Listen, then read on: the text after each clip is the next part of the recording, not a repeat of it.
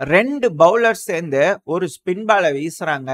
எதிர்ல நிக்கிறது 3 பேட்ஸ்மேன். யார் வேணாலும் அந்த பால் ஆடலாம். ஆனா அந்த பால விளையாண்டா கண்டிப்பா போல்டு தான். இத யாரு விளையாட போறாங்க அப்படிங்கிறது தான் இங்க இருக்கக்கூடிய கேள்வி. யாருப்பா, என்ன பாலு, என்ன பேட்ஸ்மேன் அப்படிங்கிறத கேட்டீங்க அப்படின்னா, ரஷ்ய அதிபரான விளாடிமிர் புட்டின் அவர்களும், சீன அதிபரான ஜி ஜின்பிங் அவர்களும் உட்கார்ந்து ஜாயிண்டா பிரஸ் ஸ்டேட்மெண்ட் கொடுத்தாங்க இல்லையா? அதுல பல விஷயங்கள் பேசியிருந்தாங்க. குறிப்பா அவங்க இரு நாடுகளோட உறவு, அப்புறம் டீலாரலைஸ் பண்றதுக்காக, அப்புறம் மல்டிபோலார் வேர்ல்டு, அப்புறம் யூஎன்ல வந்து பாத்தீங்கன்னா ப்ரோ வெஸ்டர்னா இருக்கிறத கம்மி பண்ணிட்டு டெமோக்ராட்டிக் முறையில எல்லாத்துக்கும் சம உரிமை கொண்டு வரணும்னு பல விஷயங்கள் சொல்லியிருந்தாங்க. அதுல குறிப்பா சொல்லக்கூடிய ஒரு விஷயம் என்னன்னா, ஐநா சபையில பல உறுப்பினர்களை இணைக்கணும். உதாரணத்துக்கு இந்தியா அப்படிங்கறத சொல்லியிருக்கிறாங்க. இதுல இருக்கக்கூடிய ஹைலைட்டே அதுதான். உதாரணம் அப்படின்னா கண்டிப்பா இந்தியா அப்படிங்கிறது போல இந்த இரு நாடுகளும் முடிவெடுத்து ஒரு ஸ்பின் பாலை வந்து வீசிக்கிறாங்க. அது நம்மள வந்து ஐநா சபையில இணைக்கிறதுக்கு சீனா விருப்பம் தெரிவிக்கிறாங்களா அப்படிங்கிறது போல ஒரு கேள்வி வருது இல்லையா? அப்படின்னா சைனாவும் சரி, ரஷ்யாவும் சரி, யூஎன்ல கூடிய சீக்கிரத்துல ஒரு தீர்மானம் கொண்டு வர போறாங்க. ஐநா சபையோட உறுப்பினர்ல இந்தியாவை இணைக்கலாம் அப்படிங்கிறதோட ஒரு தீர்மானத்தை கொண்டு வர போறாங்க. கூட இன்னும் சில நாடுகள் இருக்கும். அதுல குறைஞ்சது இந்தியாவாவது இணைக்கப்படும் அப்படிங்கிறத சொல்லப்பட்டு வருது. சோ அந்த சமயத்துல வந்து பாத்தீங்கன்னா இவங்க 2 பேரும் அதை முன்வைக்கும் போது எதிரில் இருக்கக்கூடியது 3 பேட்ஸ்மேன். இதைதான் சொல்லியிருந்தேன். அந்த பால் தான் வந்து ஜி ஜின்பிங் அவர்களும் ரஷ்ய அதிபர்களும் ஸ்பின் பால் போட்டிருக்கிறாங்க. இந்த யூஎன்னோட பர்மனன்ட் மெம்பர்ஸ் அப்படின்னு சொன்னீங்கன்னா France, UK, America, China, Russia, இந்த 5 நாடுகள் தான். இப்படி இருக்கும்போது சைனாவும் சரி, ரஷ்யாவும் சரி நம்மளை ஆதரிக்கிறாங்க ஐநா சபையில நம்மளை இணைக்கிறதுக்கு. அப்ப எதிரில் இருக்கக்கூடிய 3 நாடுகள் வேண்டான்னு சொல்லுவாங்களா? Britain, America, France. கண்டிப்பா பிரான்ஸ் வேண்டான்னு சொல்ல மாட்டாங்க. காரணம் என்னன்னா மேற்குலக நாடுகளே பிரான்ஸை குத்துவாங்க. அதுவும் சமீபத்தில் இந்த ஆகஸ்ட்ல வந்து பாத்தீங்கன்னா அந்த இது ஃபார்ம் பண்ணும்போது இந்த பிரான்ஸுக்கும் ஆஸ்திரேலியாவுக்கு இருக்கக்கூடிய அந்த நியூக்ளியர் டீல் எல்லாம் கேன்சல் பண்ணி விட்டாங்க. அதனால பொருளாதார ரீதியா குத்துனாலும் குத்துவாங்க. அவங்கள வந்து அவங்களுக்கு கீழே தான் வச்சுக்கணும்னு நினைப்பாங்க பிரான்ஸ். எப்பவுமே பிரான்ஸ் வந்து தன்னிச்சையா இருக்கணும், அவங்களுக்கும் கொஞ்சம் செக்யூரிட்டி வேணும், பாதுகாப்பு வேணும், எக்கனாமிக் ஃப்ரீடம் வேணும் அப்படின்னு நினைச்சாங்கன்னா கண்டிப்பா நம்ம தேவைப்படுவோம். ஸோ அதனால இந்த பால் வந்து அவங்க விளையாட மாட்டாங்க. கண்டிப்பா அவங்களும் வீட்டை போட மாட்டாங்க. 4வது வந்து பாத்தீங்கன்னா அமெரிக்கா. கண்டிப்பா அமெரிக்கா டைரக்டா இந்த பாலை வந்து எதிர்கொள்ள மாட்டாங்க. இதுக்கு வீட்டோ போறதுக்கு ஒரே ஒரு பாசிபிள் ஆப்ஷன் தான் இருக்கு. ஒரே ஒரு பேட்ஸ்மேன் தான். அது யூகே அப்படிங்கிறது என்னோட ஒரு தனிப்பட்ட கருத்து. ஏன்னா ஐநா சபையில தீர்மானம் கொண்டு வந்தா யூகே தரப்பு வந்து வீட்டோ போடலாம் அப்படிங்கிறது என்னோட ஒரு தனிப்பட்ட கருத்து. போட மாட்டாங்க அப்படிங்கிறதுலயும் ஒரு கருத்துக்கள் இருக்கும். ஏன்னா நம்ம கூட வந்து ஃப்ரீ ட்ரேட் அக்ரிமெண்ட்லாம் கேட்டுட்டு இருக்காங்க. ஏகப்பட்ட விஷயங்கள் இருக்கு.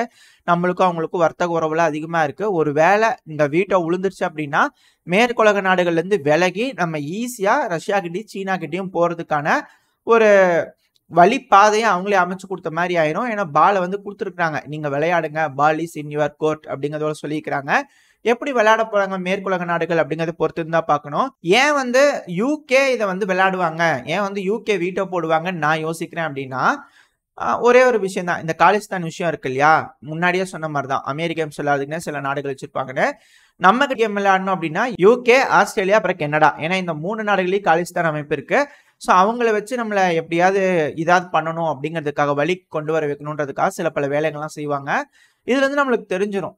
இப்போ ஐநா சபையில ரஷ்யாவும் சீனாவும் கொண்டு வரக்கூடிய தீர்மானத்தை மேற்குலக நாடுகள் மட்டும் வீட்டோ போட்டாங்கன்னா சோலி முடிஞ்சிச்சு. கண்டிப்பா கிளீன் போல்டு வெஸ்ட். நம்ம ஈஸியா ரஷ்யா சீனா பக்கம் போயிருவோம் அப்படிங்கிறது போல. வேற வழியில் அவங்க தான் பிடிச்சி நம்மள அங்க தள்ளி விட்டுருக்காங்க அப்படிங்கறத புரிஞ்சுக்கலாம். இப்போ உங்களுக்கு ஒரு கேள்வி வந்திருக்கும், ஏன் சீனா ஒத்துக்கிட்டாங்க, ஏன் சீனா நம்மளை இணைக்கணும்னு சொல்லி ஒரு தீர்மானத்தை கொண்டு வரதுக்கு ஆதரிப்பாங்க ரஷ்யாவோட சேர்ந்து. ரஷ்யா நம்மளோட நண்பன், அதனால நம்மளை சேர்த்திக்கணும் அப்படிங்கிறது போல ஒரு முடிவெடுத்து ஒரு தீர்மானம் கொண்டு வராங்க. ஓகே, சீனா ஏன் வந்து இதுக்கு ஒத்துக்கணும் அப்படின்னு கேட்டீங்கன்னா, இங்கதான் ஒரு விஷயத்த உலகத்துக்கே நம்ம ப்ரூஃப் பண்ணிட்டோம். நம்ம ப்ரோ வெஸ்டர்ன் கிடையாது, நம்ம நியூட்ரல் நாடு அப்படிங்கிறத உலகத்துக்கு ப்ரூஃப் பண்ணிட்டோம். அதுவும் குறிப்பா சீனாக்கு. எவ்வளவு அழுத்தம் கொடுத்தாலும் என்ன சொன்னாலும் நம்மளுக்கு என்ன நல்லதோ அதைத்தான் நம்ம செய்வோம் அப்படிங்கிறத தெளிவா சொல்லியாச்சு.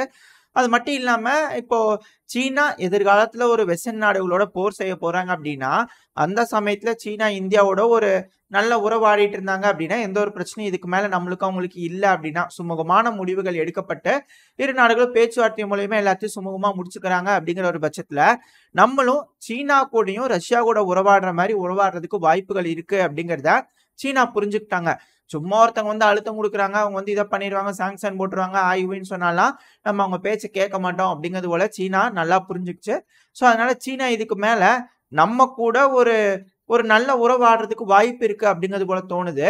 மேபி இது வந்து இந்தியாவுக்கு ஒரு வாய்ப்பா இருக்கட்டும். இந்தியா வந்து புரிஞ்சுக்கணும். மேற்குலக நாடுகள பத்தி வேற வழியே இல்லாம இந்தியாவ நம்மகிட்ட அவங்களே புடிச்சு தள்ளி விட்டுட்டோம் அப்படிங்கிறது போல சீனான்னு நெனச்சிருந்துக்கலாம். இதுல எது வேணாலும் நம்ம எடுத்துக்கலாம். எது எப்படியோ சீனா ஒரு பால வீசிட்டாங்க. இப்ப அவங்க வீட்டோ போடணும்னு நீடு இல்ல. இப்ப மேற்குலக நாடுகள் வீட்டோ போட்டுட்டாங்க அப்படின்னா சொல்லி முடிஞ்சுச்சு அப்படிங்கிறத இங்க இருக்கக்கூடிய விஷயம்.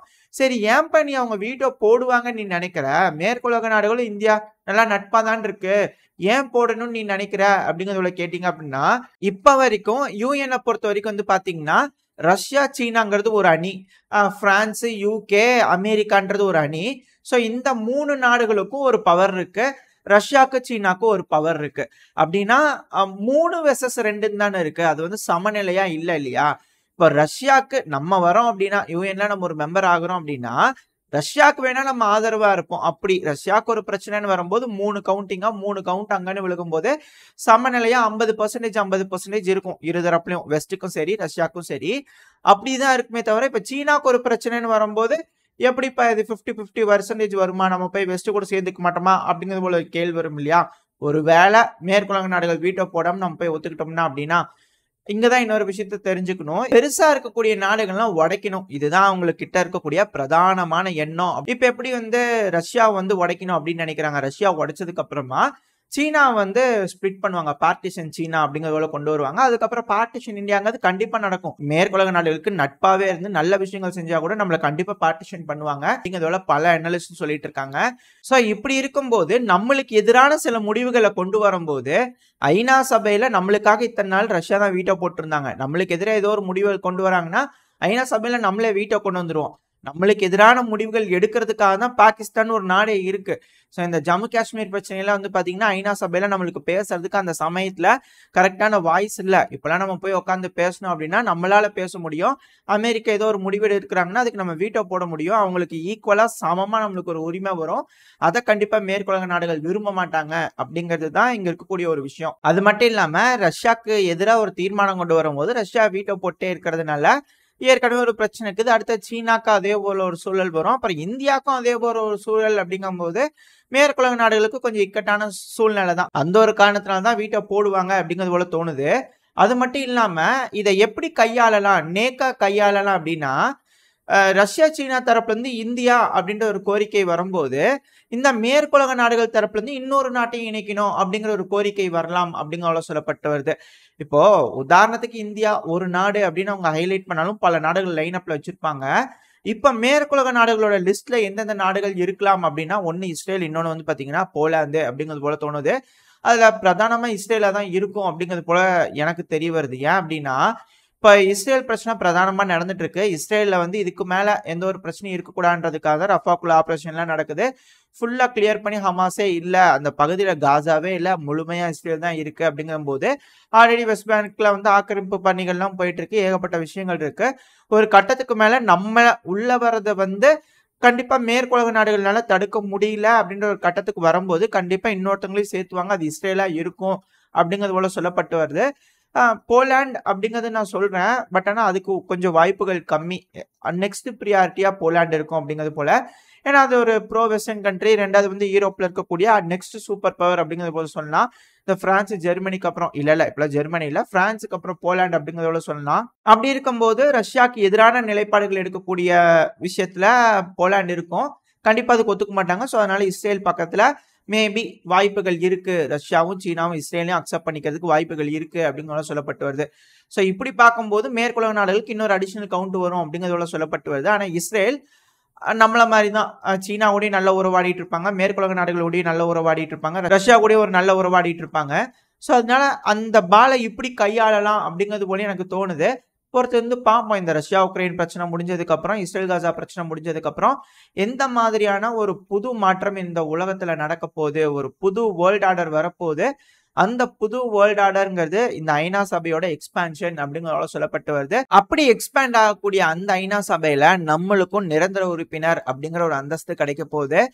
பல நாள் கனவு நம்ம சூப்பர் பவர் ஆகணும் அப்படிங்கிறது, அதுவும் பலரோட கனவு இப்ப நனவாக போகுது. அதுவும் குறிப்பா நம்மளோட ஏபிஜே அப்துல் கலாம் ஐயா அவர்களோட கனவும் நனவாக போகுது அப்படிங்கிறதுல ரொம்ப சந்தோஷமா இருக்கு. இந்த புது வேர்ல்ட் ஆர்டர் எப்படி இருக்க போகுது, எந்த மாதிரி இருக்க போகுது பொறுத்து இருந்து பார்ப்போம். இதோட இந்த பதிவை நான் முடிச்சுக்குவோம். இந்த பதிவு எப்படி இருந்துச்சு, உங்களுக்கு பிடிச்சிருக்கா? பிடிச்சிருந்தா லைக் பண்ணிட்டு உங்க ஃப்ரெண்ட்ஸ் அண்ட் ஃபேமிலியோட ஷேர் பண்ணிக்கோங்க. அது கூட மறக்காம இந்த பதிவை பற்றி உங்களோட கருத்துக்களை கமெண்ட் செக்ஷன்ல சொல்லுங்க. இந்த பதிவு நல்லா இருந்திருக்கும்னு நம்பிக்கையில் அடுத்த பதிவில் உங்களை சந்திக்கிறேன். அது வரைக்கும் ஸ்டே சேஃப். Bye bye.